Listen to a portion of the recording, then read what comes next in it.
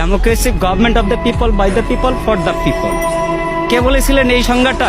আমেরিকার 16তম president Abraham Lincoln, একজন মুচির ছেলে। সেই গণতন্ত্রের কি আছে? আপনি নিশ্চয়ই বলতে পারেন আমি কম বেশি শিক্ষিত। অবশ্যই কিছু শিক্ষিত।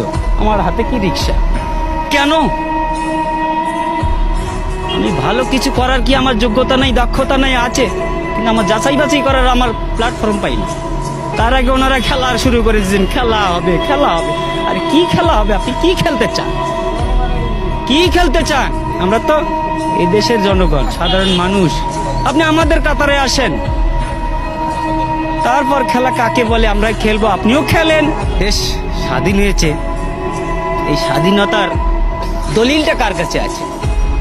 দলিলটা কার কাছে আছে?